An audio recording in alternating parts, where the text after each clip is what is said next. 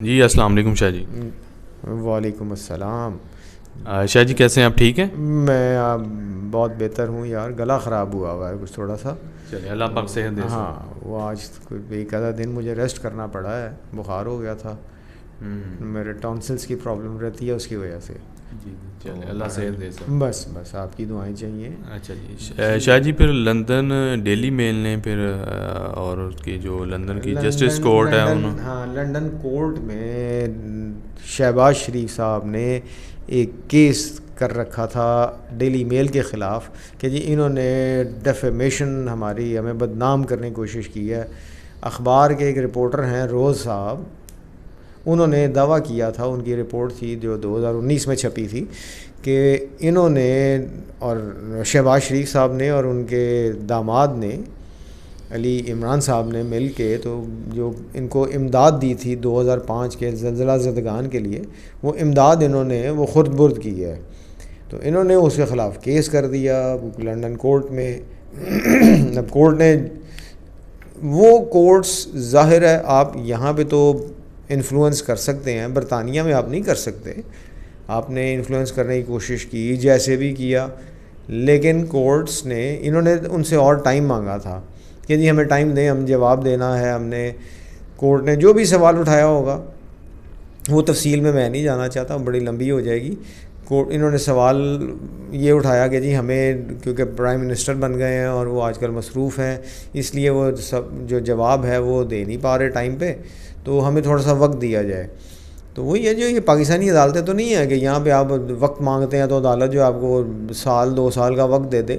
اول تو یہاں پہ بھی اتنا لمبا وقت نہیں دیا جاتا, لیکن بہرحال انہوں نے وقت مانگا, عدالت نے کہا جی کہ نہیں.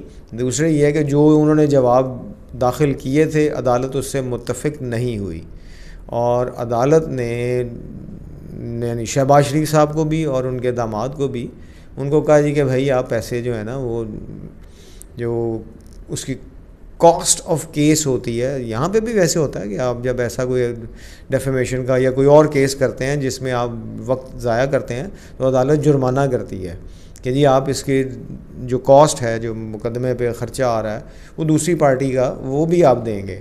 اپنے تو اپنے وکیل کو دیا, اس میں یہ ہوتا ہے کہ جی کورٹ فیس لگتی ہے, یہاں پاکستان میں کورٹ فیس لگتی ہے, اور جو کورٹ کے اخراجات ہوتے ہیں وہاں پہ مختلف قسم کے, وہ سارے وہ آپ کو خود دینا پڑتے ہیں.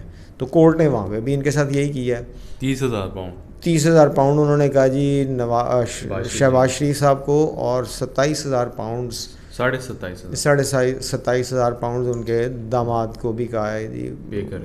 یعنی وہ یہ ہے کہ ہماری طرف سے جو جس بات کا کنسرن مجھے ہے زیادہ کہ آپ سوچے سمجھے بغیر آپ دوسرے ملک میں جا کے پھر پاکستان کو بدنام کر رہے ہیں. کہ وہ لوگ سیدھی سی بات انہوں نے یعنی ساری دنیا میں انٹرنیشنل میڈیا میں پھر یہی آ جائے گا نا کہ انہوں نے وہاں پہ کیس کیا تھا ڈیفیمیشن کا, وہ بھی کیس ہار گئے. ابھی پاکستان کا نام بدنام پاکستان کا نام بدنام کر رہے ہیں آپ کو جب پتہ ہے. دوسری بات یہ ہے کہ یہاں پہ بھی پاکستان میں بھی جو رپورٹرز ہیں وہ کوئی ایسی خبر چھاپتے اس وقت چھاپتے ہیں جب ان کے پاس ڈاکیومنٹری ایویڈنس ہوتا ہے.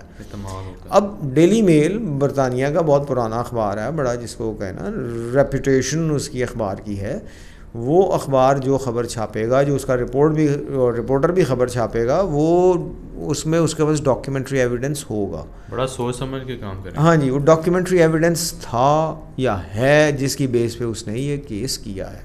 اب آپ جو ہے وہ اپنی طرف سے آپ نے بڑی ہوشیاری کی کوشش کی کہ جی آپ نے اخبار پہ جی دعویٰ کر دیا اور ایسا کر دیا اور ویسا کر دیا, اور اب آپ ٹائم مانگتے پھر رہے ہیں کہ جی ہمیں ٹائم دے دیجیے, ہم نے وہ پرائم منسٹر بن گئے ہیں اس لیے وہ مصروف ہیں, ہمارے پاس ٹائم نہیں ہے.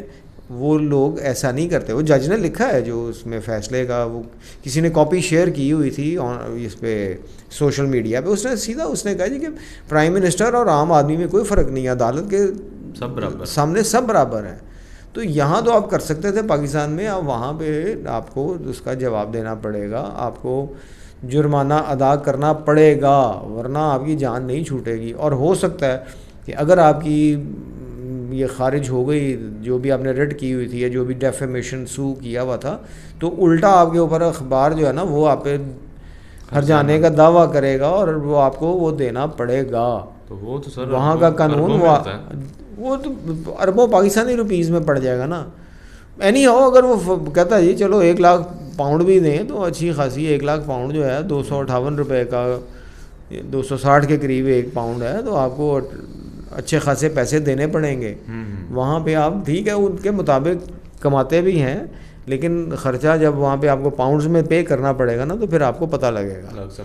ہاں تو یہ انہوں نے بہت زیادتی کی ہے ملک کو, یعنی آپ سوچے سمجھے بغیر ہر کام جو ہے وہ کیے چلے جا رہے ہیں, اور آپ یہی سوچ رہے ہیں کہ شاید برطانیہ کی عدالتیں بھی پاکستان جیسی ہیں. ایسا نہیں ہے, آپ کو اس کا جواب دینا پڑے گا. ٹھیک ہو گیا. اور وہ اس میں ہی پھنس گئے ہیں.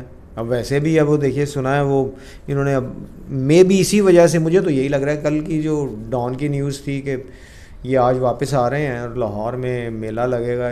یہاں پہ آرمی چیف بھی ہیں, جنرل باجوہ صاحب آئے ہوئے ہیں لاہور میں کل سے. اسی طرح وہ صدر صاحب بھی لاہور میں آئے ہوئے ہیں, عمران خان صاحب پہلے سے لاہور میں ہیں. تو لیکن ہاں لگتا تو کچھ ایسا ہی ہے یار.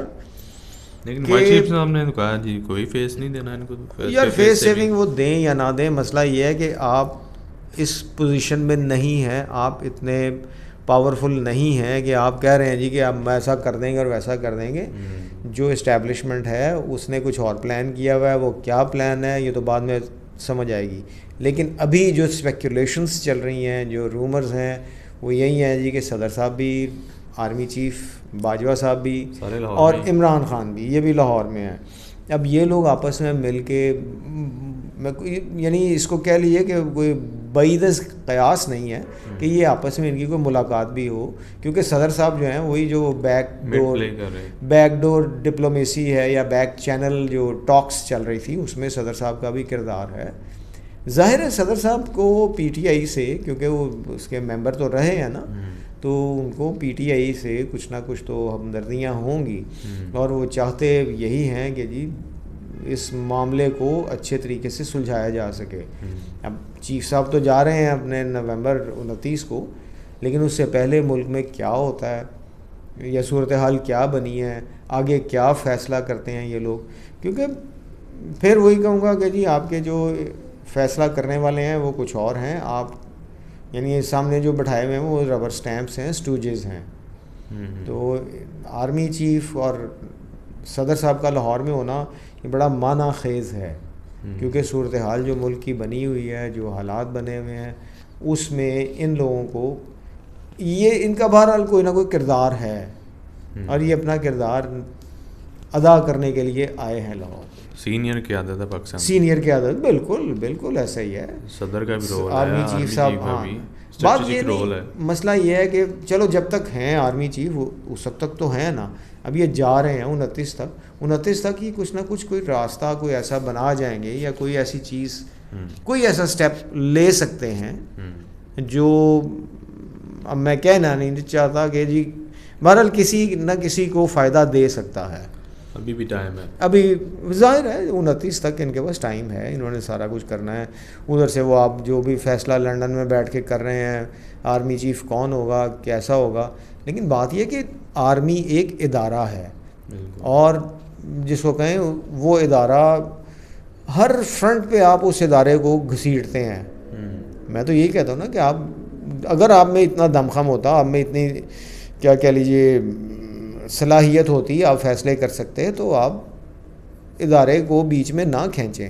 آپ ہر ادارے کو کھینچتے ہیں. کبھی آپ وہ سپریم کورٹ چلے جاتے ہیں کہ جی عمران خان صاحب کو روکا جائے. بھائی آپ سیاست دان ہیں, کورٹس بھی کہہ چکی ہیں کہ جو معاملات سیاسی ہیں ان کو آپ خود حل کریں, لیکن آپ وہ سیاسی معاملات خود حل نہیں کرتے. آپ ہمیشہ کورٹ کا سہارا لیتے ہیں, یا جو بھی سہارے ہیں پاکستان میں, آپ وہ سہارے لے کے اس کے مطابق چلتے ہیں.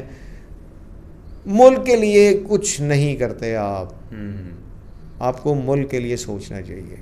آرمی چیف یہ لگانے کو تو ہیں تیار, لگائیں گے, ظاہر ہے ان کا کانسٹیٹیوشنل رائٹ ہے, لیکن آرمی چیف کو آپ صرف ایک آرمی چیف نہ لیں, وہ ایک ادارے کا سربراہ بھی ہوگا, اور یہ ادارہ ایسا ہے جس کی لائلٹی پہ آپ یعنی کم از کم میں تو شک نہیں کرتا, اور جو میرا پہلے بھی کہنا ہے وہ یہی ہے کہ آپ کی لیڈرشپ کرائسس کی وجہ سے آپ کو جو اگر ملک کو بچایا تھا 1958 سے چلے آ رہے ہیں، آپ کی آرمی کا اس میں بہت بڑا کردار ہے. اللہ کرے اب بھی جو کرنے جا رہے ہیں یہ، اگر یہاں پہ لاہور میں کچھ ایسی پولیٹیکل موومنٹ ہوتی ہے تو اللہ کرے وہ ہمارے لیے، اس ملک کے لیے، ہمارے لیے سے مراد میری ہے اس ملک کے لیے، ہاں ہمارے لیے اس ملک کے لیے بہتری ہو. چلیں ٹھیک ہے چاچا جی، بہت شکریہ آپ کا، thank you very much. Okay جی، اللہ حافظ. السلام علیکم.